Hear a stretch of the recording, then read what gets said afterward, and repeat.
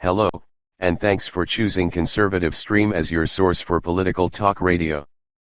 Please help us reach our goal of $500 this month by clicking on the donate button on the website.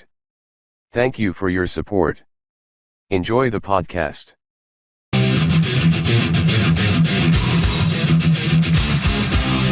Warning: The Savage Nation contains adult language, adult content, psychological nudity. Listener discretion is advised.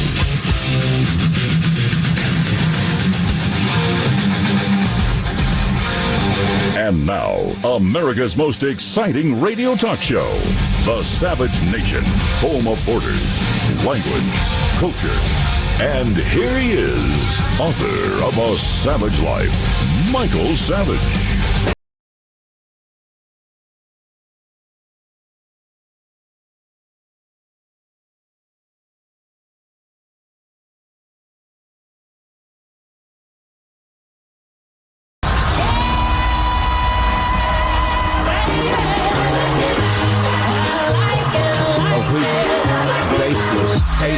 Skank show. Turn off this baseless, tasteless skank show at the Super Bowl. I never saw anything. It was like a strip show somewhere south of the border.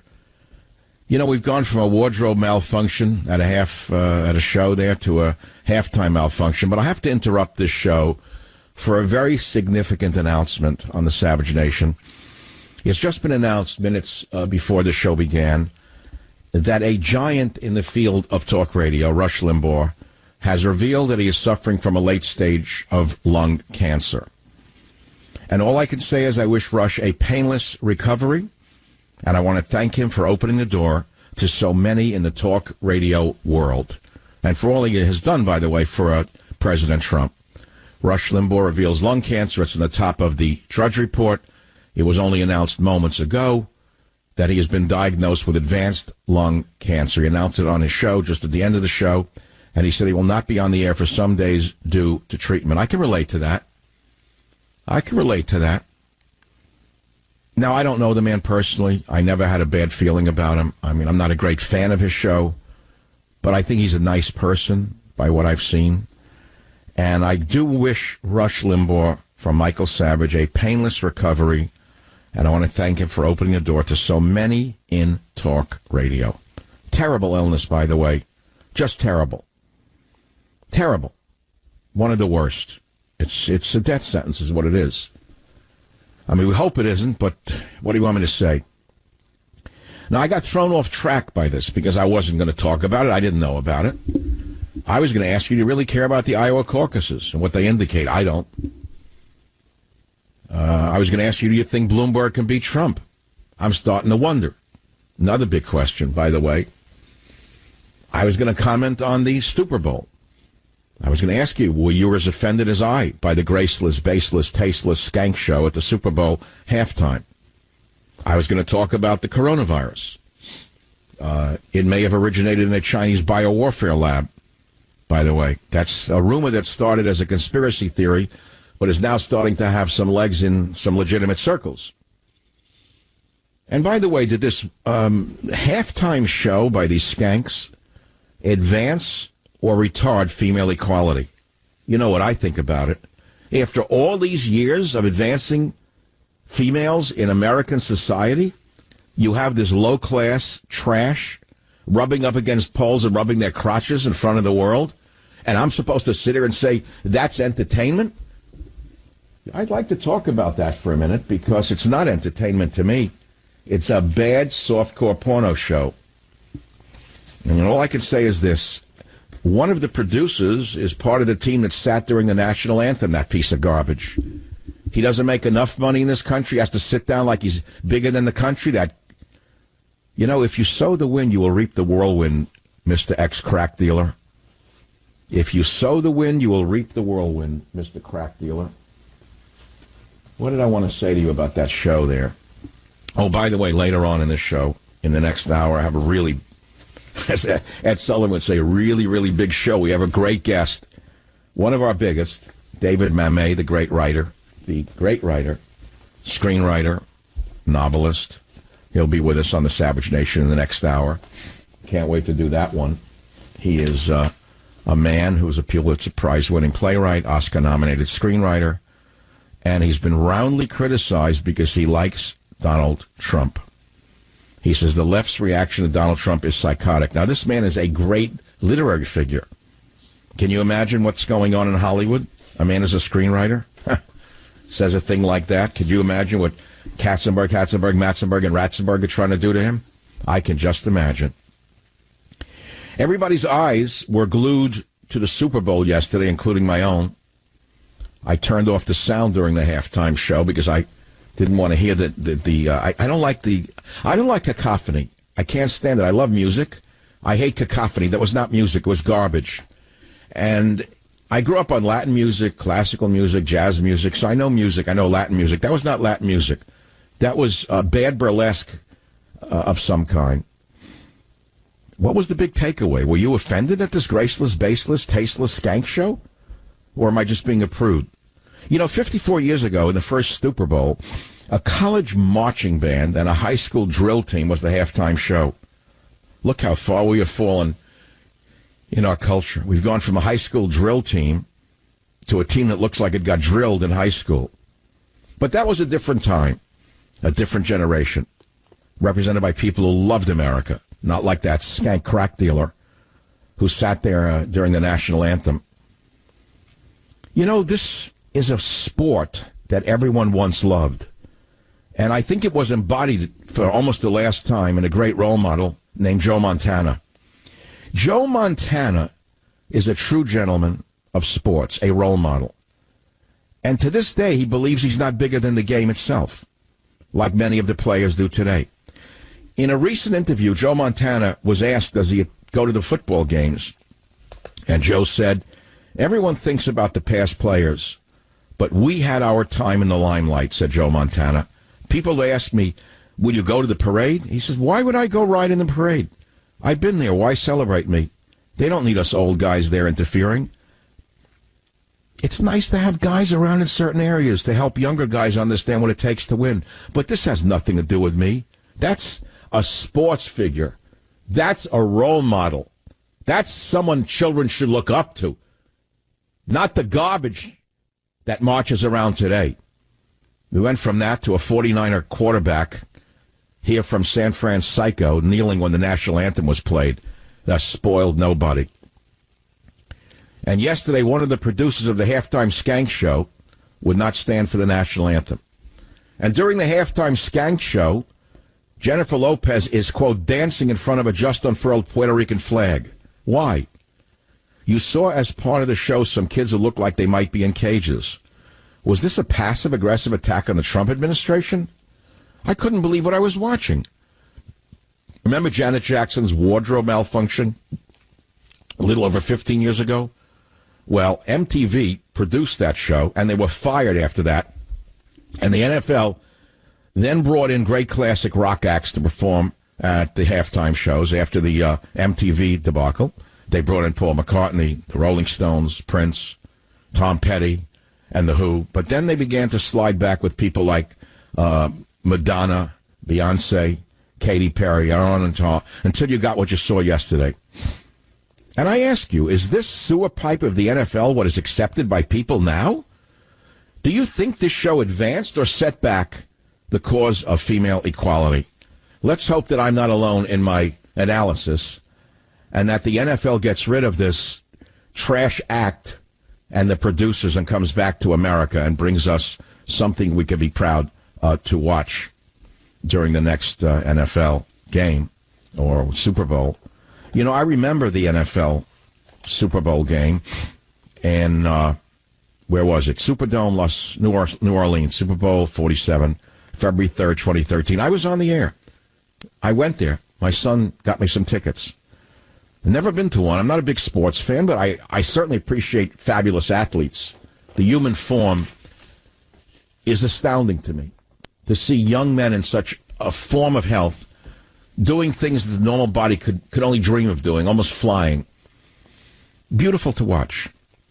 I walked out during the halftime show when Beyonce performed because I didn't know who she was. And all I saw was a discoordinated, I didn't like it. Okay, let me leave it at that. I thought she was ugly in her performance. klutzy in a performance, vulgar in a performance. I walked out into the streets of New Orleans. Luckily, destiny saved me because I didn't know New Orleans was so deadly and dangerous. I told you the story before, and I don't want to dramatize it. Yeah, I'm in the radio business, and I will dramatize from time to time, but this is not a dramatization. I said, I've had enough to my son. I got to leave. He said, Dad, where are you going? I said, I'll go back to the hotel. He said, Dad, it's the Super Bowl. How are you going to get there? I said, I'll find a cab. I walk out, the streets are deserted. Now, New Orleans is a deadly city. People are shot there for sport. They shoot people just to see them jump up in the air. That's what New Orleans is. Beautiful city in some ways. I walk out like a naive child, and it's like a ghost town outside the stadium. I'm wandering around outside that stadium, and out of nowhere, God sends an angel. Guy comes along in a pedicab, and he says, do you need a ride? I said, yeah, sure, I need a ride. I get in the cab. He said, do you have any idea what danger you're in walking around here? I said, no. He said, well, you're in, just get in the cab. And he took me back to the hotel. Turns out he was some guy from New York, from a wealthy family, in his 20s, who was in between careers or jobs, looking to find himself, and he was riding a pedicab. You believe in angels? Do you? I don't know. I think there are special times in a person's life that angels come to save us, and we don't even know it happens. But I know when it happens. I'm tuned into the angel thing. Anyway, a lot to talk about on the Savage Nation today. I hope I'm not alone in being appalled by the Skank Show. What about you? I'll be back. Join the Savage Nation. Call now, 855-400-SAVAGE, 855-400-7282. Savage. The Savage Nation is sponsored by Swiss America, the only company I trust with my financial future. Call 800-289-2646 or SwissAmerica.com.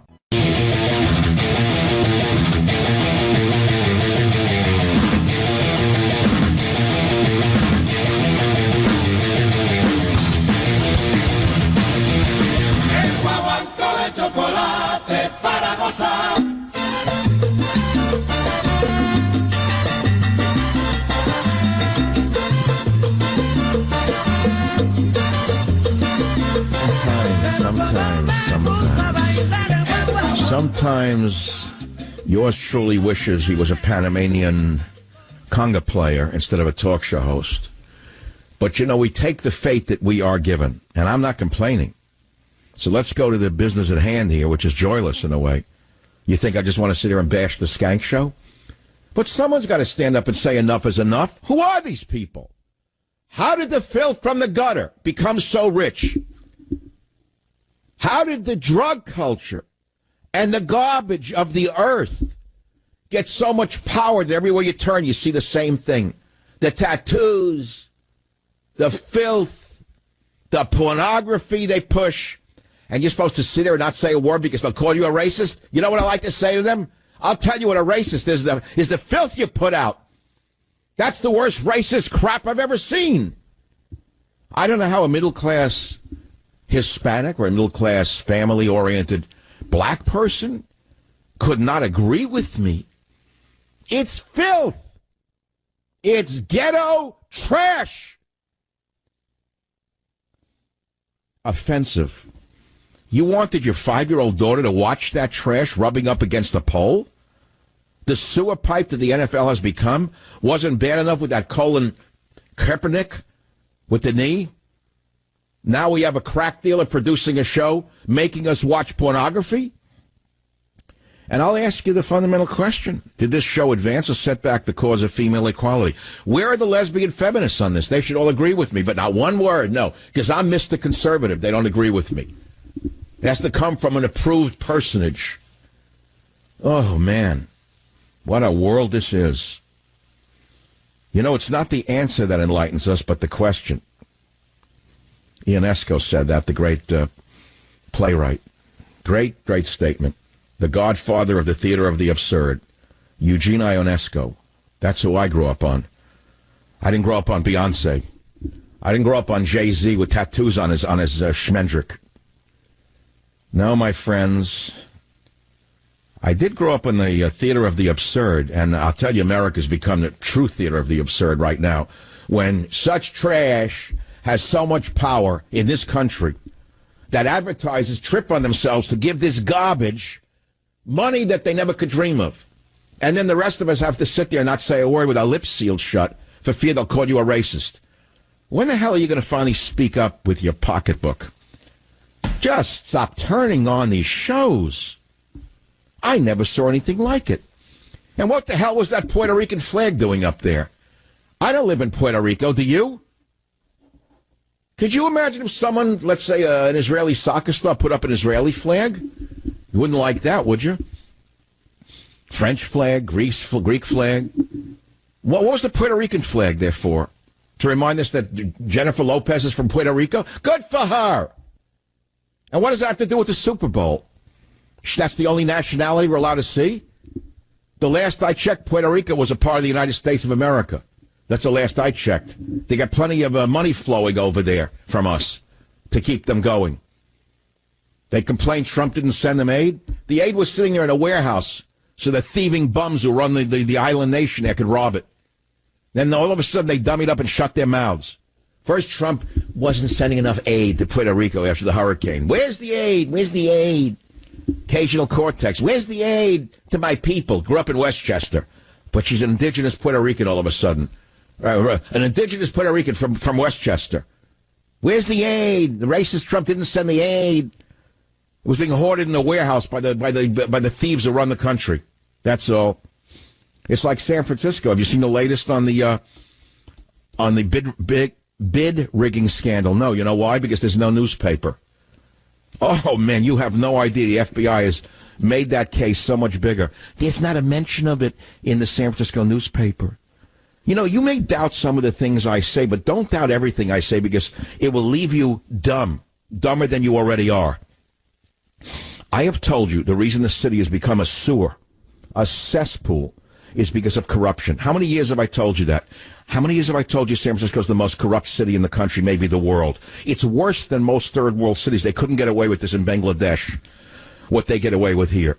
What percent of the money that's given out for so-called homeless services gets kicked up the line to politicians? How high it goes, only the FBI will tell us.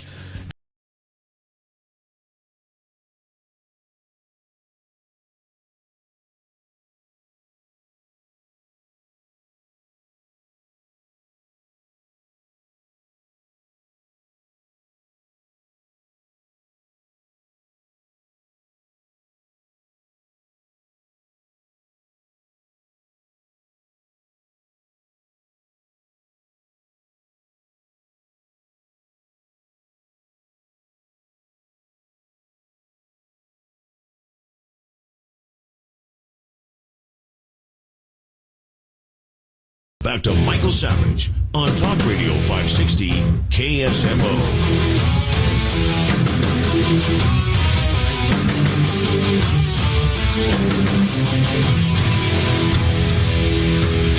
I want you to look around yourself. It's a wireless world. Everyone needs a great pair of wireless earbuds, and you already know Raycon earbuds start at about half the price of any other premium wireless earbuds on the market, and they sound just as amazing as other top audio brands at half the price. And Raycon's latest model, E25, it's their best one yet, with 6 hours of playtime, seamless Bluetooth pairing, more bass, and a more compact design that gives you a nice noise-isolating fit. Raycon's wireless earbuds are so comfortable, perfect for on-the-go listening and for taking phone calls. Now, unlike some of your other wireless options, Raycon earbuds are both stylish and discreet, with no dangling wires or stems. Now, you heard me talk about how the company was co-founded by Ray J and musical celebrities like Snoop Dogg, Cardi B, Melissa Etheridge, Brandy. They're obsessed with Raycons, and now's the time to see what the professionals in the music business are talking about. Get 15% off your order at buyraycon.com/savage. That's how I get credit for it, meaning the show gets credit. You got that? You got to go to buyraycon.com/savage. That's Raycon.com/savage. And we'll give you 15% off Raycon wireless earbuds by Raycon.com/savage.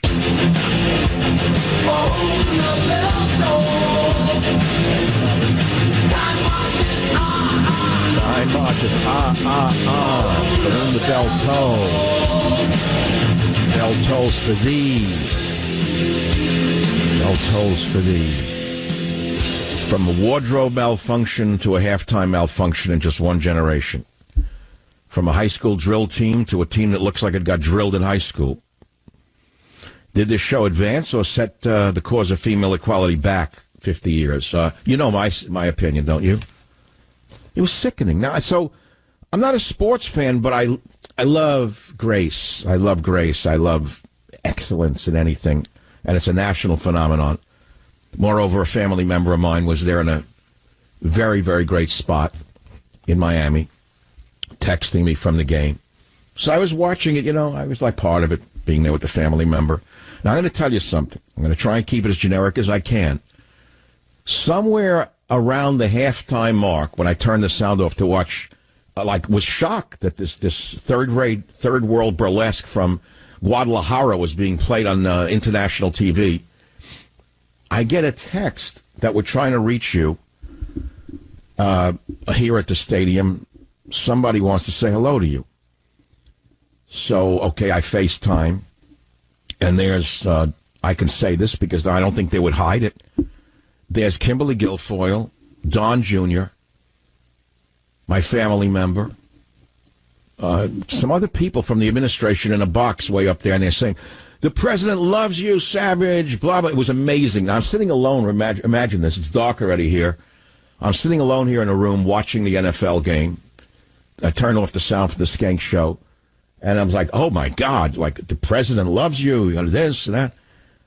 And then I think I can say this without violating any trust because it's a beautiful story. And I don't know, I may get too emotional. I'm in a strange state right now. I've been very emotional lately, and I better be careful. I don't want to, get weak and start cracking up on the radio here. Kimberly says to me, in a lot of noise, she could hardly hear me. She says, I just want to thank you for what you did for my father before he died. I said, you took him. I said, I remember. She said, now, her father was one of the great contractors here in San Francisco, one of the builders. She said, he built the ramp to the Golden Gate Bridge. And when he was dying, you took him out in your boat with me and my son. And you took him under the bridge. And he thanked you. I remember. It was a beautiful moment. I was able to do that for him. He died a few days later. Never under the bridge. Would you believe it? A man who grew up here. I think originally from Ireland. I don't really know. Great builder. But there he was dying of cancer, and he was wrapped up in a blanket on my boat. I had a big boat at the time. I was really able to handle it well. I said, Kimberly, do you know what your father said to me after that? And she was, what? I can't hear you, noisy, Super Bowl. I said, wait a minute, listen to this before you guys go. What did he say? I said, he said to me, Michael, you handle a boat as good as the Kennedys. Now, that was quite a compliment coming from an Irishman, I got to tell you, because I'm not Irish.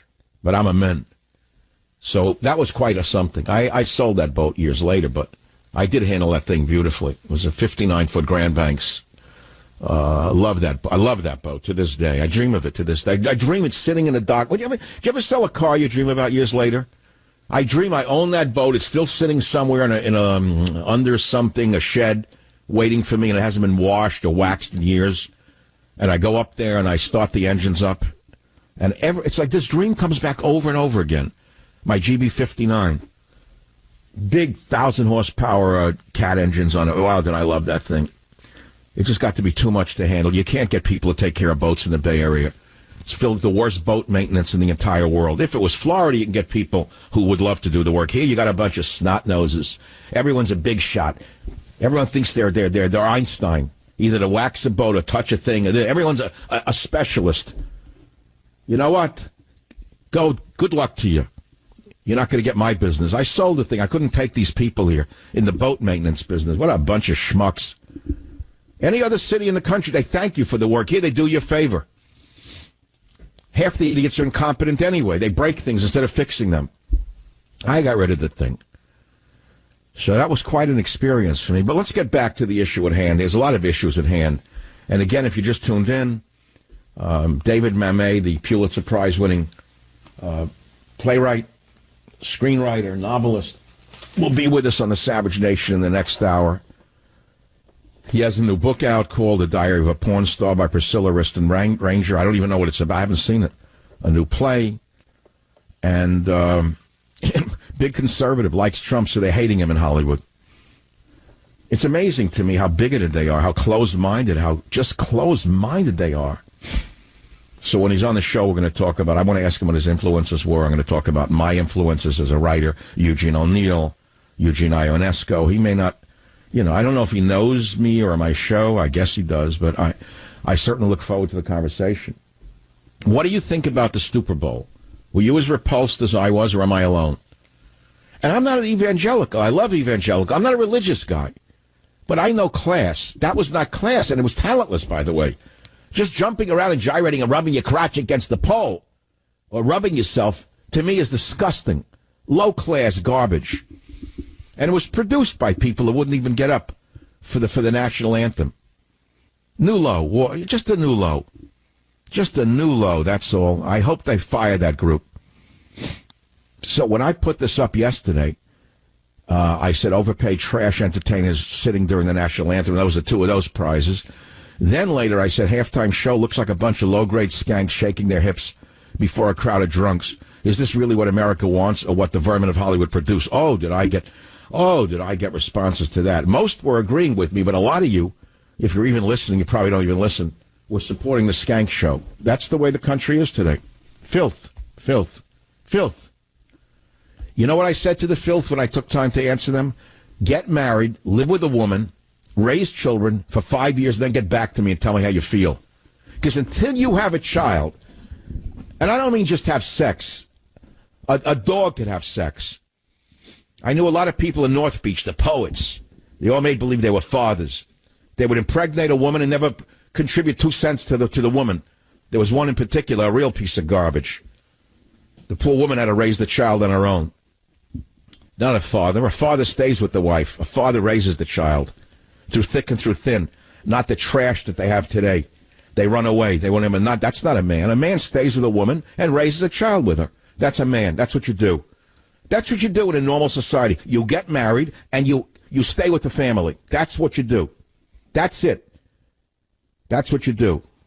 But, today, look at the ethos of today. Everyone has a Twitterer. Everyone has an opinion.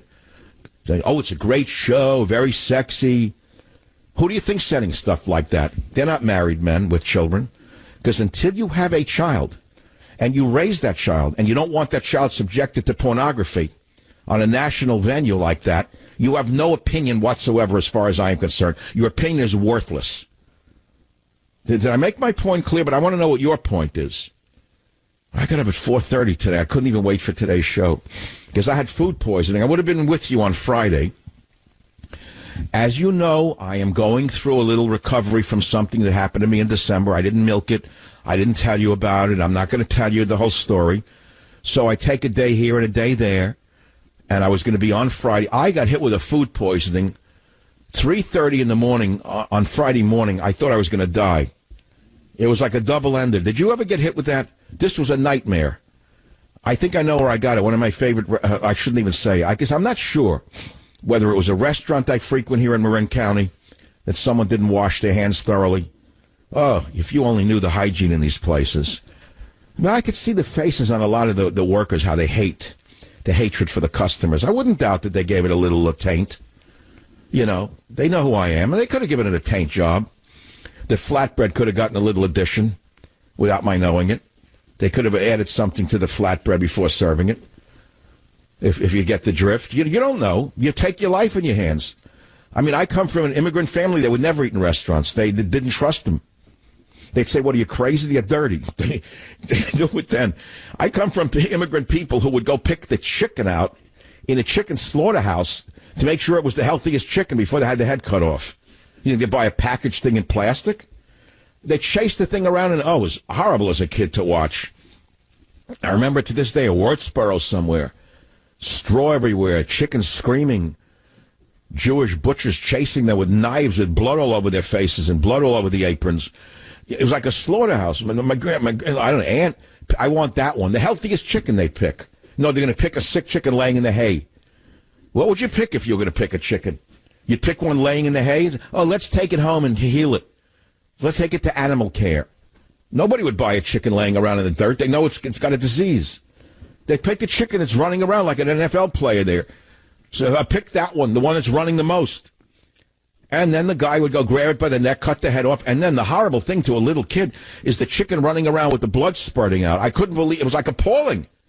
And they thought it was nothing, my relatives, for a kid to see this. Nothing. They didn't even think it was offensive. They didn't even know what the word trauma was. They came from such trauma, they didn't even know what the word was. Now everything's a trauma. You say a wrong word to someone, and they need a psychotherapist. These people came from real trauma. It's so sickening, the world that we're living in.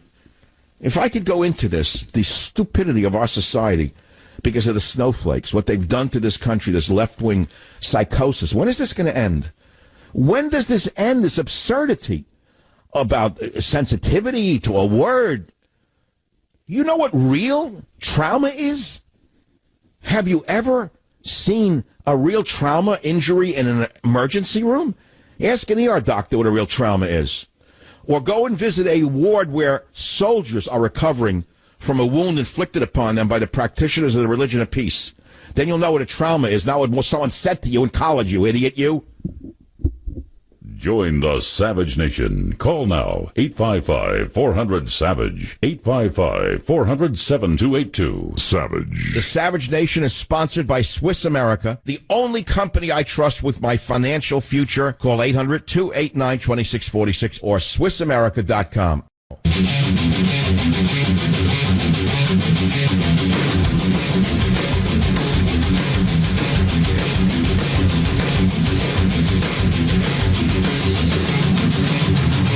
Every night, local police departments across America receive not 10, but hundreds of calls from burglar alarms.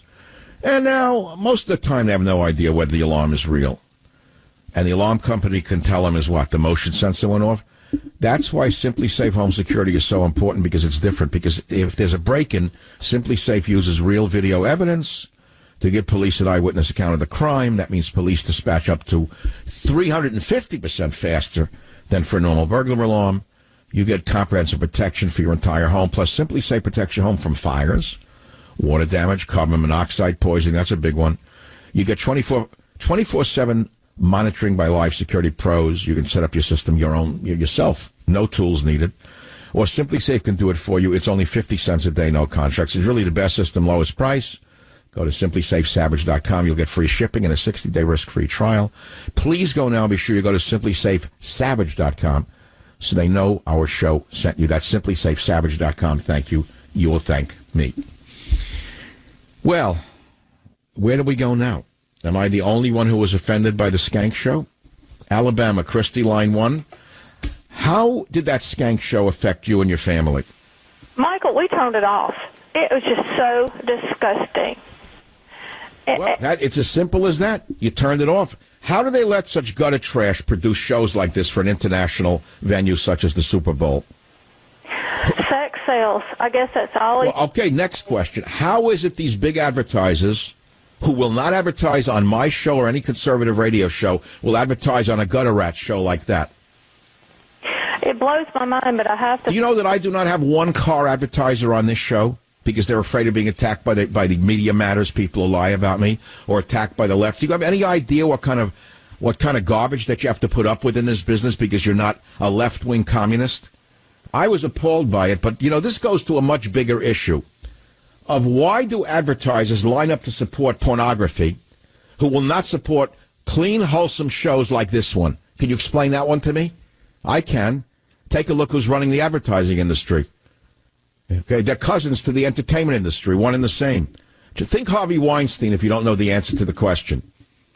Just think of him. That's who's running the business. Connecticut, Tanya, you agree or disagree on the pornography element of this halftime? I agree with you 100%. Did you turn it off or did you not see it at all? No, I saw it. And if my kids were young, I would have turned it off. Okay. My husband and but you as a grown woman with a husband, you probably were repulsed by it, right? I was repulsed by it, and I'm not a prude. Right, neither am I. It was not only tasteless and quasi-pornographic, but it was klutzy. It wasn't even, there was no choreography. Remember in the earlier days, the girls all had to perform in sync? This was a group of, they looked like hysterical drug addicts, just moving all their body parts in any way they wanted. What were they all, the girlfriends of the players on the field? Is that who they were? Family show. Probably. They put them back in the limo afterwards. They probably, whatever.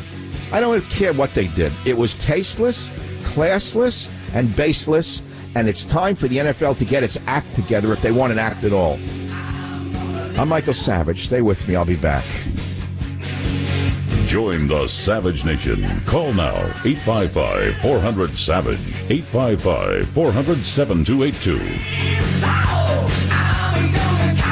Savage.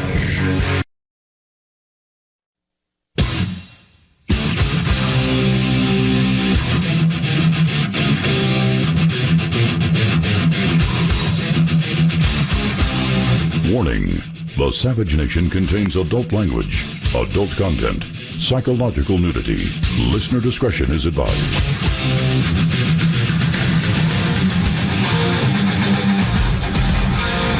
And now, America's most exciting radio talk show, The Savage Nation, home of borders, language, culture. And here he is, author of A Savage Life, Michael Savage.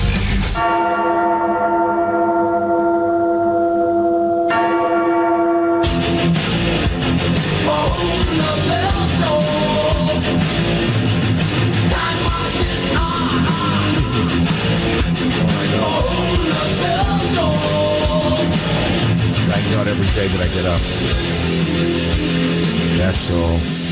Rush Limbaugh reveals lung cancer, stage 4. Horrible story. Terrible story, terrible story. We wish him the best. You can say speedy recovery. What do words mean? Better than wishing him the opposite, which is the verminous, caring liberals are doing on Twitter. It's sickening to see the hatred of the left, how they pose as compassionate, but they're so full of whatever they are, whatever. Anyway, so we're talking about the Skank show at the halftime yesterday, the Puerto Rican flag, the discoordinated Skank porno show. I'm asking, did this show advance or set back the cause of female equality? You know the answer. Set it back. Not one word from the feminists because they're all leftists, like the vermin who produced the show. I hope the NFL gets their act together real soon. I was sickened by it. It's not that I'm a prudish, I've never seen this. First of all, it was tasteless and classless and discoordinated. That's number 3. And look, I could talk about the Dems kick off the Iowa caucuses. What do I know what they're doing in Iowa? God bless them. It's a beautiful state. Great people. What is this with Iowa? I'm sitting here in California. What's with Iowa? I was just sitting here on the edge of my seat like the NFL. Who's going to win the game in Iowa? What do I care? Then the New Hampshire joke with 12 people in it. There are more people in the county I live in than in all of New Hampshire. I know the electoral votes, very few electoral votes in New Hampshire. Again, I'm supposed to sit here, what they're doing in Crackville there. The whole thing is a game put out by the media and by the two-party system to keep we the idiots on the edge of our seats thinking that it matters. You know, what matters is when you go to the polls. That's it. Every 4 years we have a democracy. In between that, we have nothing. We live in a dictatorship. A dictatorship of two gangs. The Dem gang and the Repub gang. And right now I'm on the side of the Repub gang because it's a better choice than the Communist gang. They fell all the way into the I never saw anything like what happened to the Dem party. I remember I'm the son of an immigrant. They were all Democrats in my family. It took me a lifetime to understand it was not the Democrat Party of John F. Kennedy. It became the Democrat Party of Karl Marx. Just look at the Seltzer man. I believe that the racism, the sexism, the homophobia of Donald Trump had to come to a quick end, and I want everything for free from everybody and take everything away from those who have it, and I will guarantee that I can pay for everything simply by stealing from those who have. I am Bernie Sanders, and I approve of this lie. I have worked not a day in my life, and look where I have gotten, just to show you what gullible people can be. I have never worked a day in my life. I have not produced a product or a service that anyone needs. I am proud of that, just to show you what schmucks the people are who believe in me. They are idiots, every last one of them. After all, my wife ripped off a college. We never went to jail for that. It just shows you how dumb the people of Vermont are. I am now a presidential candidate. It shows you how stupid the Democrats are to put me up there. I am Bernie Sanders, and I approve of this monologue. I am laughing at my own voters. They are that stupid. And every time I say I hate Donald Trump, my ratings go up. It just shows you how stupid the people really are. I am Bernie Sanders, and I approve of my lies. Never worked a day in his life, never produced anything for anyone. Look where the schmuck is. He can't win. You know, you want to talk about that for a minute. I'll tell you, I don't know if Bloomberg could win. He's got tons of money. And by the inside story that I'm reading, Trump's top people don't believe Bloomberg is a serious threat. I do. And so does the president, incidentally. And I can give him any advice. Stop calling him short and ridiculing him on that basis. Ridicule his policies, not his stature. You're making a big mistake again. You know, it's not 2016. Things have changed. And, I'm just saying there's a certain point at which insults don't work. And the insult game is worn off. I think it has to stop. Leave it to me. I'm in talk radio. You're not. Leave it to us, the guys in talk radio, to do the insults. That's what we do for a living. But the president shouldn't be doing them. It's unnecessary. He should run on his achievements. He's got a lot of achievements, which I'll go down the list at another time. As far as Bloomberg goes, so he's spending all this money. Is he really that known west of the Hudson? Does anyone know who he is? I don't know. Someone in my family said, don't be silly, I don't know who he is. What did he do for New York? Did he really save New York? He was always a quisling. He went both ways, whichever way, he was AC/DC and foot power.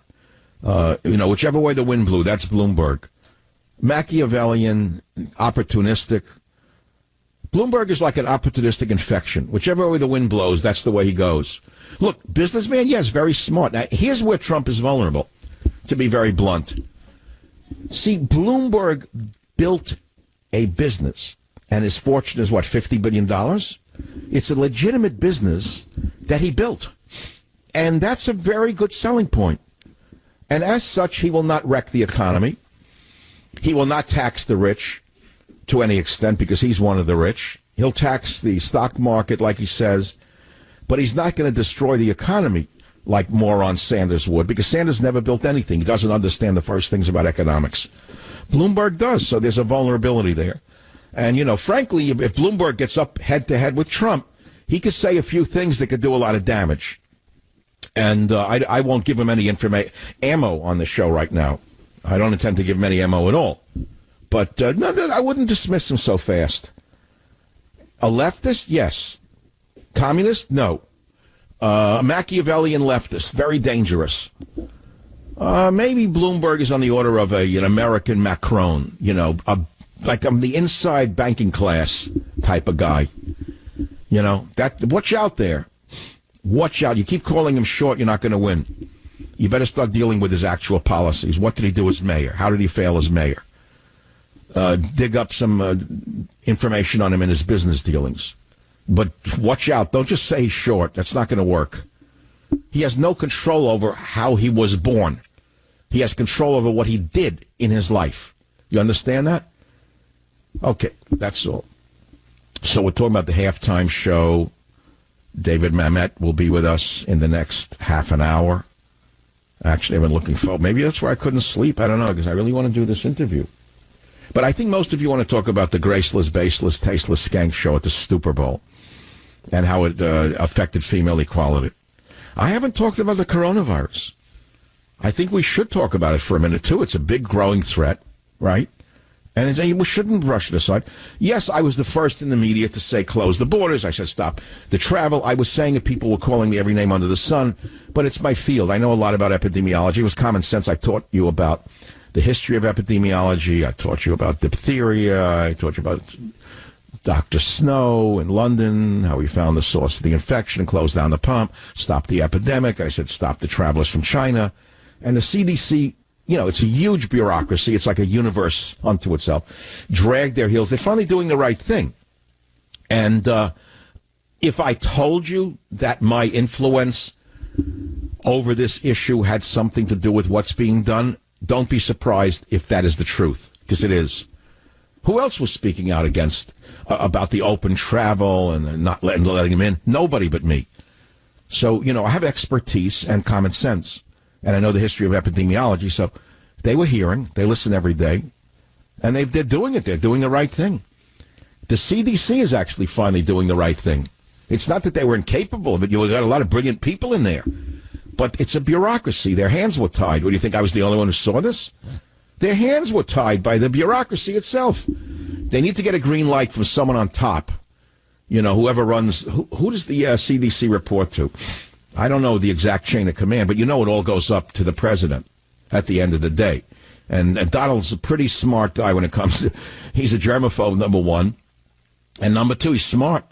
So he figured out, stop them from coming in from the epidemic zone, from the epicenter of the epidemic. That's all.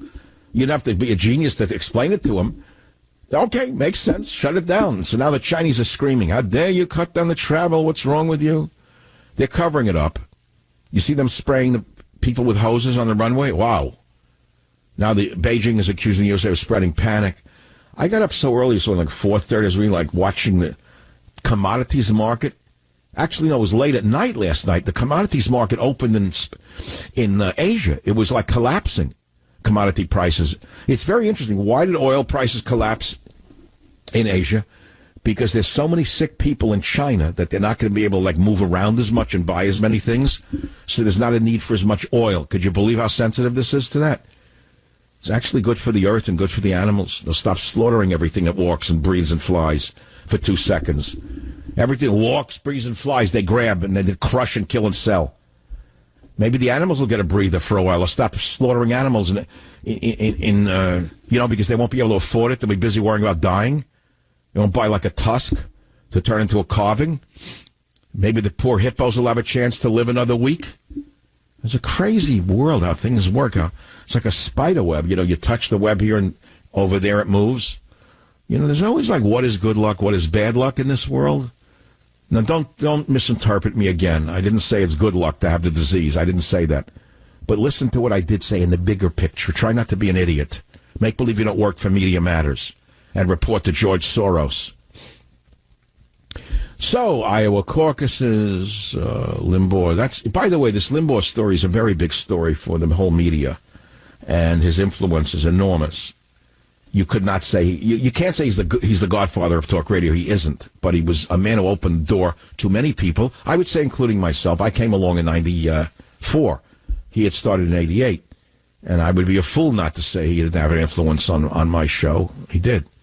Is he a friend of mine? No. Did we get along? I don't know him at all. But I wish him well. But you could say, guys, who were the influencers really in talk radio going back to the 50s? You ever hear of a man named Bob Grant? Does anyone remember him anymore? One of the greats, Bob Grant in New York. I would hear him from time to time. I was a kid. I didn't even know what he was talking about. But I knew he was there. I liked his voice. I liked his persona. There are others, and some of them are still around. There's some guys on Cumulus at night. Great guys, go back a long time. They're all, pioneers in this field. And, you have to look at how it all happens. How did it start? How did talk radio actually start? Until this modern era, you weren't even allowed to express an opinion.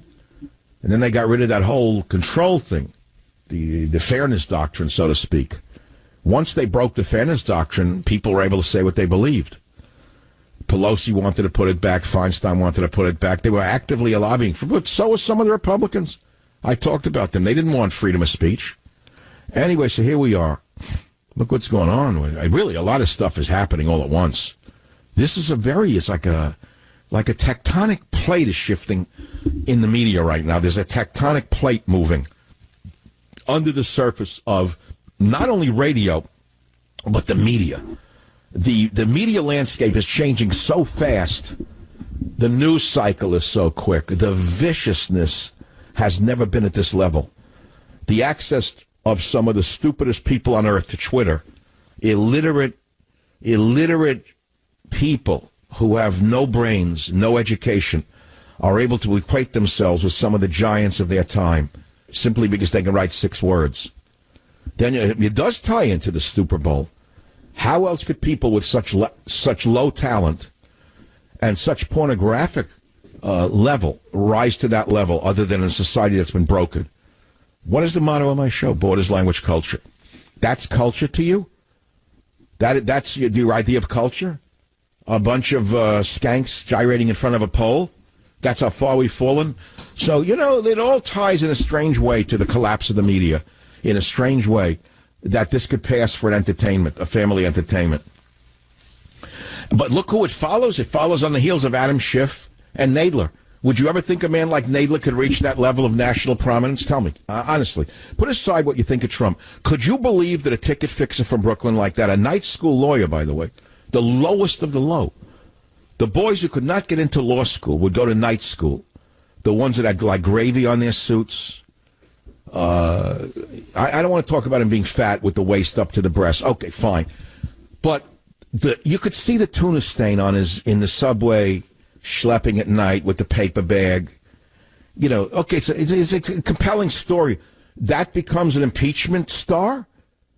The doughboy they roll out? And then he jumped to the podium to upstage Schiff? I couldn't believe what I was watching. Now, you followed that up with the Super Bowl collapse. It's like a meltdown of the whole culture. But I'm getting ahead of myself. Back in a minute. Join the Savage Nation. Call now, 855-400-SAVAGE, 855-400-7282. Savage. The Savage Nation is sponsored by Swiss America, the only company I trust with my financial future. Call 800-289-2646 or SwissAmerica.com.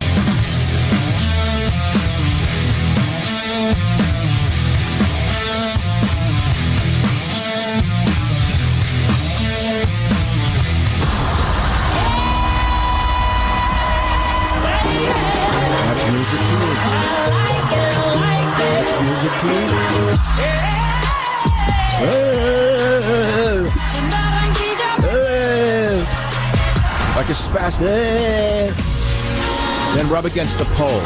Get paid $1 million for rubbing your crotch 3 times every second and putting your butt into the camera.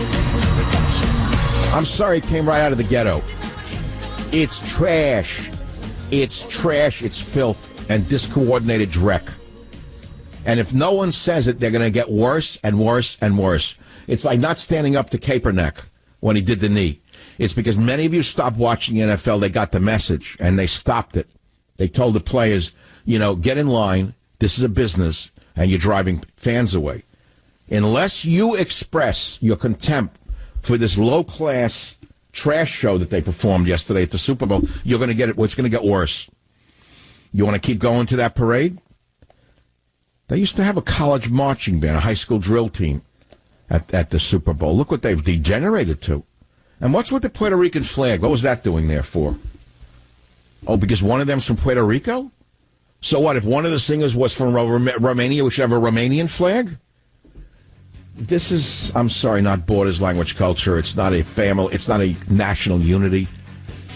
And you have to tell the advertisers in no uncertain terms you're not buying their products.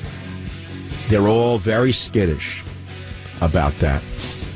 That's all. Okay, when I come back, the great Pulitzer Prize-winning playwright, Oscar-nominated screenwriter, David Mamet, right here on the Savage Nation. Don't miss it. Join the Savage Nation. Call now, 855-400-SAVAGE, 855-400-7282. Savage.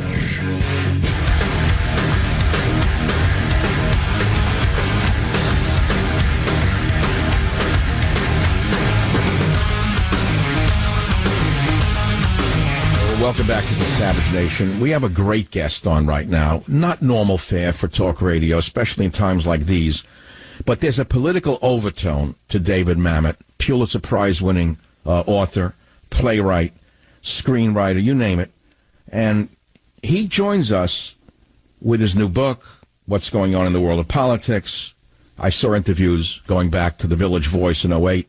David Mamet, Why I Am No Longer a Brain-Dead Liberal. I saw a Paris Review interview by John Lahr. I mean, you got to read these things. I've linked them up on michaelsavage.com to understand the context that we're going to talk about. But the time is so short, let's not run over it. Mr. Mamet, welcome to the Savage Nation. Thanks for being with us. Thank you. So, I have read many of your things. I've seen many of your films. And who was it who influenced you the most as a young writer? Can you tell us that? Absolutely. It was three things. It was the work of Harold Pinter and also the work of Samuel Beckett. And also, as a kid, I worked at the Second City in Chicago watching improvisational theater as a young kid, as a teenager, as a busboy there. And I watched the people improvising short scenes. And then I read Harold Pinter's review sketches, and I saw that Pinter was doing exactly the same thing. Then I read Chekhov, and I said, my gosh, he's doing exactly the same thing. All of Chekhov's plays are really just short sketches woven together. And I thought, well, hell, I'm a gag writer. I can do that, so I started. Well, I myself was influenced by Eugene O'Neill, especially Long Day's Journey into Night. I remember lines that carried me through many a day, such as success is a stale finale. The struggle is the success. I'm sure you have encountered this over your life. I also was influenced personally by Eugene Ionesco, the godfather of the theater of the absurd. Did either of these men have any impact upon you, O'Neill or Ionesco? Well, yeah, O'Neill had a great impact on me because as a young man, I was doing a lot of writing in the evening. I was doing a lot of work during the day. And when I went to see an O'Neill play, I could catch up on my sleep. And that was O'Neill. But Ionesco, thanks. So these are the gags, people. So then I went to, I was in Paris a long time, 40 years ago, when I was watching Rhinoceros done in French. And everyone was laughing hysterically. And I realized, oh, my God, it's a comedy. It's just a comedy. So I went back and I looked again at all of the theater of the absurd, all the literature and the aesthetics that I grew up reading. I said, these guys, they're gag writers too. Yeah, very funny. So is it all a cosmic joke, as Henry Miller said? Is everything a cosmic joke? That's the question. So we in the West think that the highest form of drama is called tragedy, which is the final realization that we are not in control and that we are sinners, and here we are. And comedy is almost tragedy, which is we are not in control and we are sinners, but the gods exist and sometimes they relent. So these are the two things that I've been trying to write for the last 50 years. Because the big question is that question not posed by Plato, but posed by Daffy Duck, which is, hey, what's going on here anyway? So that's the question that I've been addressing.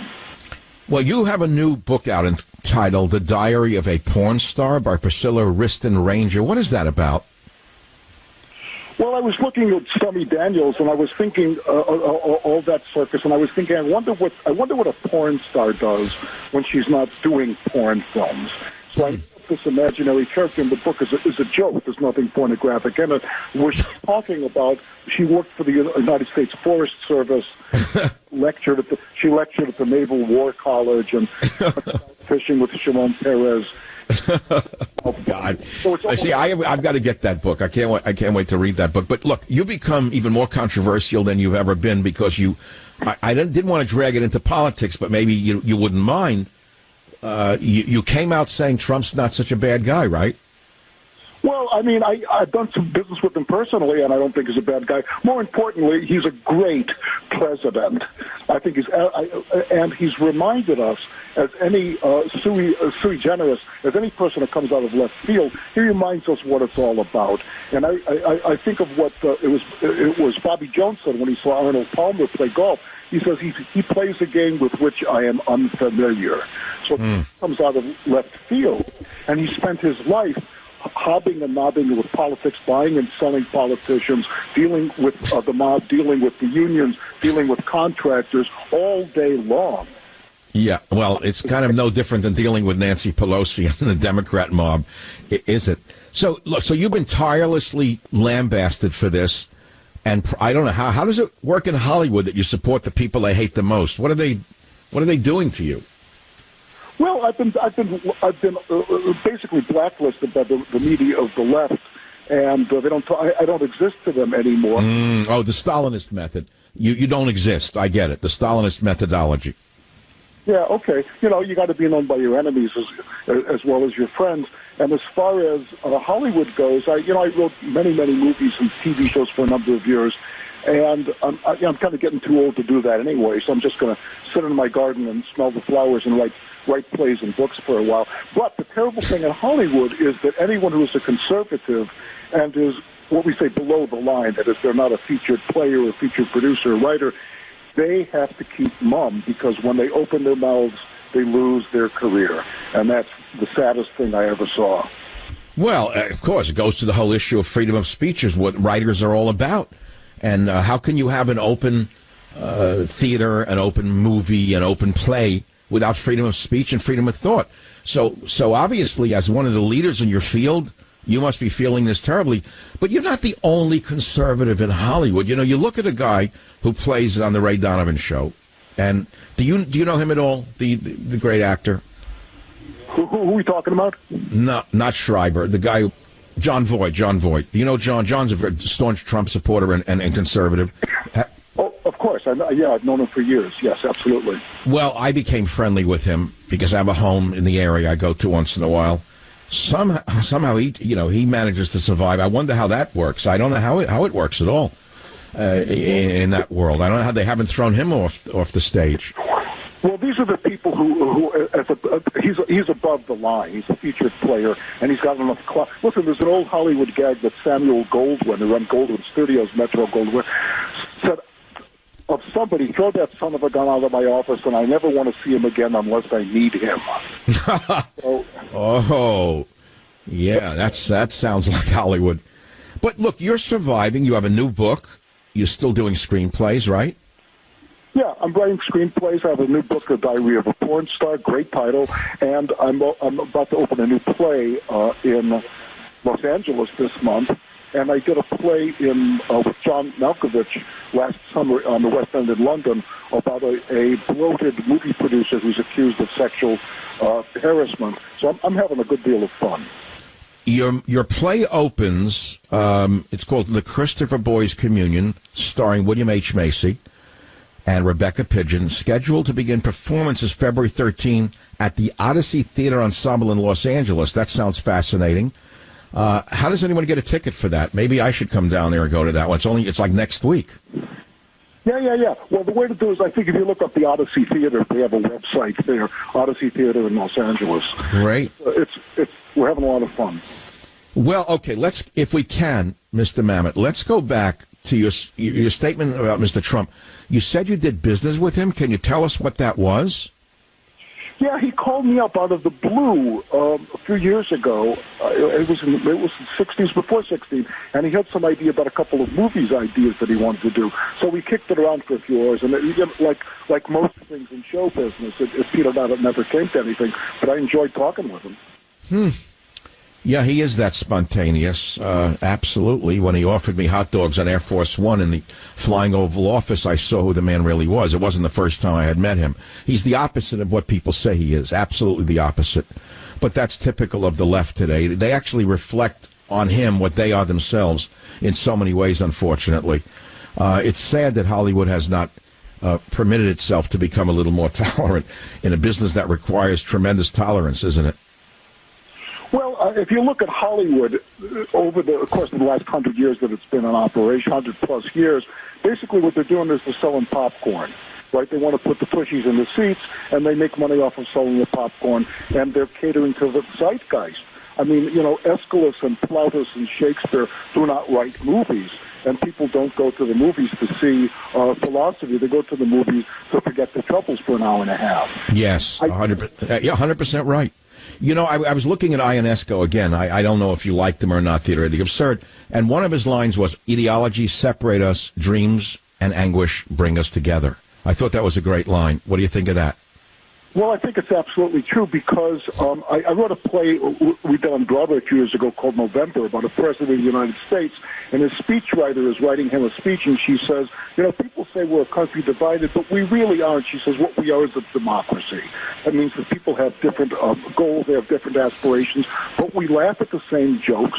We slap each other on the back when we made that month's quota. And I'm not at all sure that we don't love each other. And that's what I thought watching the Super Bowl yesterday, which is, the game was spectacular, great game, magnificent athletes. But if you look at the commercials, commercials are superb. And they're all about, not about diversity, but they're about unity. right? Black people, white people, gay people. Well, yeah, I thought that the athletes were in a class of their own, but I've been smashing the halftime show, which got me sick, because I think it's set back the cause. I think it's set back the cause of female equality, not only because of its pornographic element, but because it was graceless. It didn't even have any grace to it. But that's only my opinion. Just going back to this one thing again on the politics. Dreams and anguish bring us together. Remember 9/11, how the people came together? I pray to God we don't have to have another national tragedy for us to lay down the hatchets for each other. But it seems to me it's never been this bad, David, and I've been around a long time in America. I've lived through an awful lot of periods here. I've never seen it this bad. Have you? No. That is to say, if we look at the fora, and we look at the universities, we look at the media, it's aside from talk radio and the Wall Street Journal, what they're preaching is hatred and divisiveness.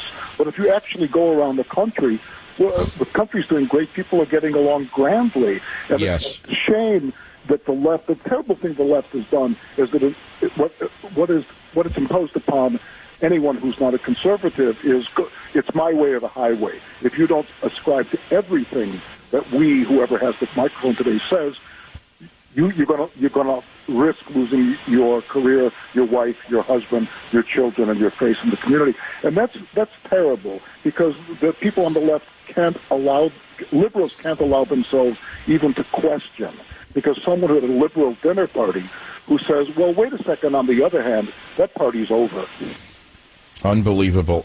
I know your time is short, and I truly honor the time we've spent together. We're speaking with David Mamet, the Pulitzer Prize-winning playwright, and much more than that. His new book is The Diary of a Porn Star by Priscilla Riston Ranger. Of course, that's not a real person. He has a new play coming out next week, February 13th, at the Odyssey Theater Ensemble in Los Angeles. David, thank you so much for being with us on the Savage Nation.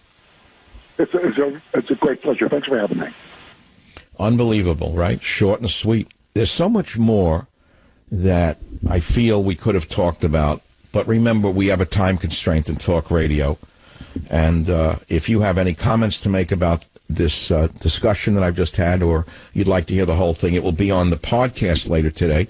As I think one of my most interesting interviews, someone said, oh, I can't wait to, when I put it on Twitter last night, they said, oh, I can't wait to hear David Mamet on your show, because I remember when you interviewed the father of the neutron bomb. People remember interviews I have done over 20 years ago. I'll never forget the Samuel Cohen interview, by the way. I'll be back.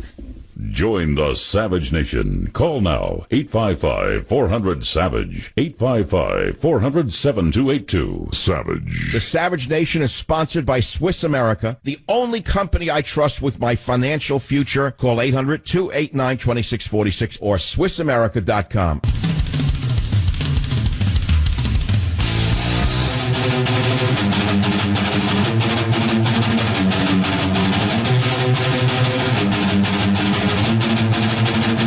It is the Savage Nation. Dems kick off the Iowa caucuses. I love the David Mamet interview, and I'd like to talk about it for another second. I know it's not, in the front and center of your thoughts. You're thinking about impeachment. You're thinking about Trump. You're thinking about Limbaugh. I don't blame you.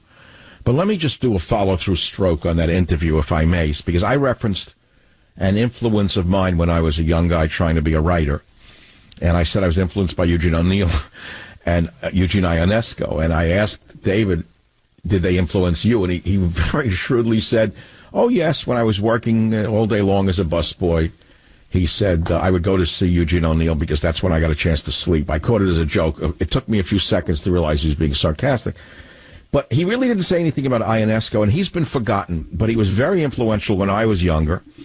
He was known as the godfather of the theater of the absurd, which might have some effect to this day, because we're living through an absurd time altogether in so many ways. But Ionesco was a Romanian-born playwright, and he wrote, the best-known thing he wrote was called The Rhinoceros. So what was that about? It was an allegory protesting totalitarianism, and it involves townsfolk in a French village on a quiet Sunday morning who hear that a rhinoceros is charging through the streets. And this illustrates that ordinary people find it difficult to resist the extraordinary, and all the characters in the play except the publisher's clerk eventually turn into rhinoceroses. And when it opened in Dusseldorf, Germany in 1959, there were 58 curtain calls. And what was it interpreted as? Well, over the years, critics interpreted it as anti-Hitler, anti-Peronist, anti-communist, anti-leftist, and more. He said, I first thought of the rhinoceros image during the war, World War II, as I watched Romanian statesmen and politicians and later French intellectuals accommodate themselves to Hitler's way of thinking. Ionesco said in a 1985 interview, he said, they might say something like, well, of course the Nazis are terrible, terrible people, but you know, you have to credit them with their good points. And you wanted to say to them, but don't you see, if you start granting them a good point here, a good point there, eventually you will concede everything to them, which is exactly what happened. And then they looked upon you as an alarmist if you said that, then a nuisance, finally an enemy to be run down. They looked like they wanted to lower their heads in charge, Ionesco said, that he was equally hostile to socialism on the political left and Nazism on the political right. The only things I have ever been hostile to, he told another interviewer who was trying to pin labels on him, was stupidity and the violation of human rights. I direct that to George Soros and Media Matters. They ought to learn from the past before they become part of the history they are trying to portray. This has been the Savage Nation for Monday. Our hopes and prayers go to Rush Limbaugh.